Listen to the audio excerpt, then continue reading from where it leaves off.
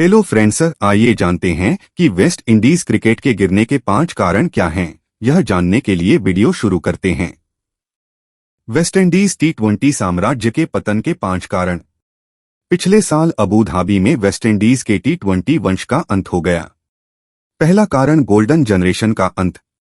यह एक स्पष्ट बिंदु है, लेकिन पिछले कुछ वर्षों में वेस्टइंडीज ने खेल खेलने वाले कुछ महानतम खिलाड़ियों को खो दिया है और स्वाभाविक रूप से यह हमेशा अपने साथ परिणामों में गिरावट लाने वाला था।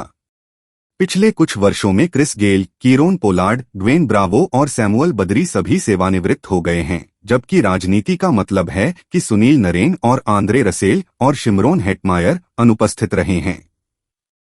हालांकि वेस्ट इंडीज समय बीतने के बारे में कुछ नहीं कर सका, लेकिन वे इस सुनहरी पीढ़ी को खत्म करने के लिए और अधिक कर सकते थे, जो यकीनन बहुत लंबे समय तक बने रहे और संक्रमण की योजना को कम कर दिया। दूसरा कारण बड़ी सीमाएं और अनुकूलन में विफलता। वेस्टइंडीज टी20 की सफलता बाउंड्री हिटिंग और विशेष रूप से सिक्स हिटिंग की एक बाहरी पद्धति पर बनी थी। 2012, 2014 और 2016 में विश्व कप बांग्लादेश, श्रीलंका और भारत में अपेक्षाकृत छोटी सीमाओं के साथ खेला गया था, जो इस खेल की शैली के अनुकूल था जहां मिशिट भी 6 ले जा सकते थे। सिक्स हिटिंग अप्रोच आयामों द्वारा न्यूटर्ड। हालांकि संयुक्त अरब अमीरात और ऑस्ट्रेलिया में बैक टू बैक टूर्नामेंट, जहां सीमा आकार काफी बड़े हैं, ने इस पद्धति को महत्वपूर्ण चुनौतियों के साथ प्रदान किया है। शॉट्स जो एशिया और कैरेबियन में 20 पंक्तियों में वापस जाएंगे, रस्सी से पकड़े गए हैं। वेस्टइंडीज को बड़ी बाउंड्री से बाहर कर दिया। दिवंगत दिग्गजों की तरह वेस्टइंडीज इन मैदानों पर खेलने के बारे में कुछ नहीं कर सकता था, लेकिन वे निश्चित रूप से बेहतर सूट की स्थिति के लिए अपने दृष्टिकोण को अनुकूलित करने के लिए और अधिक कर सकते थे। ऐसा नहीं था कि उन्हें चेतावनी नहीं दी गई थी। उनकी 2016 की जीत के 6 महीने से भी कम समय में वेस्टइंडीज को यूएई के बड़े मैदानों में पाकिस्तान के खिलाफ हार का सामना करना पड़ा था, लेकिन अगले 5 वर्षों में उनके तरीके ने अनुकूलन के बहुत कम संकेत दिखाए। दरअसल वेस्टइंडीज ने 2022 विश्व कप में किसी भी पिछले संस्करण की तुलना में अधिक आक्रमण किया। वेस्टइंडीज करता रहा हमला। बड़ी सीमाओं से उत्पन्न समस्याएं सबसे स्पष्ट रूप से स्पिन के खिलाफ वेस्टइंडीज की संख्या में स्पष्ट हैं, जो 2021 और 2022 दोनों टूर्नामेंटों में भयानक थीं। गेंद पर कम गति के साथ वेस्टइंडीज के पास रस्सियों को साफ करने की शक्ति नहीं थी। खेल का तीसरा कारण विकास। 2012 और 2016 के बीच वेस्टइंडीज ने खेल में क्रांति ला दी, लेकिन तब से खेल ने उन्हें पकड़ लिया और अब उन्हें पीछे छोड़ दिया है। इंग्लैंड जैसी अन्य टीमों ने बाउंड्री हिटिंग दृष्टिकोण के लाभों को पहचाना है, लेकिन इससे कहीं अधिक स्ट्राइक रोटेशन और 360 डिग्री स्कोरिंग मैदान के क्षेत्रों को खोलने और गेंदबाजों को नई चुनौतियां प्रदान करने के साथ शादी की है।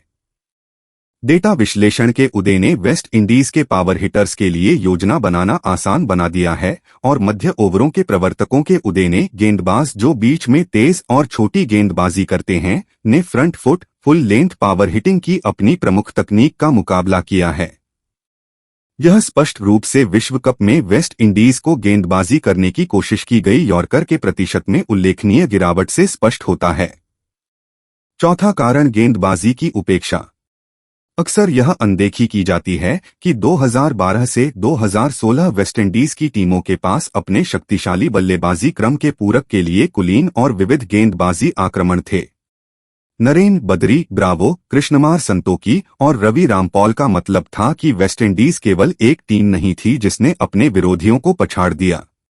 इस 2022 विश्व कप के लिए वेस्ट इंडीज के आक्रमण ने अल्जारी जोसेफ, जेसन होल्डर, एक फॉर्म में ओबेद मैककॉय और अकील हुसैन के साथ 2021 टूर्नामेंट में एक अपग्रेड का प्रतिनिधित्व किया, लेकिन तथ्य यह है कि ओडियन स्मिथ आयरलैंड के खिलाफ अपनी हार के पावर प्ले में गेंदबाजी कर रहे थे।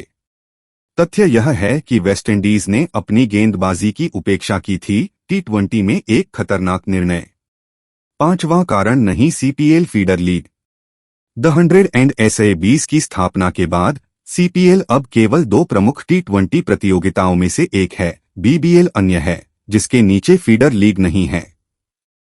भारत का सैयद मुश्ताक अली ट्रॉफी, पाकिस्तान का राष्ट्रीय T20 कप, इंग्लैंड का T20 ब्लास्ट, दक्षिण अफ्रीका का T20 चैलेंज और श्रीलंका का अंतरप्रांतीय टूर्नामेंट सभी बड़े, अधिक स्थानीय आधारित टूर्नामेंट का प्रतिनिधित्व करते हैं जो प्रतिभा की पहचान के लिए जाल को चौड़ा करते हैं और अगली पीढ़ी की प्रगति को सक्षम करते हैं।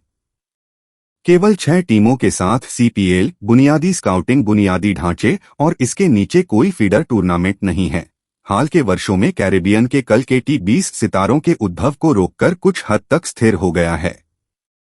यह कुछ ऐसा था जिसके बारे में पोलार्ड ने 2021 के टूर्नामेंट के बाद बात की थी।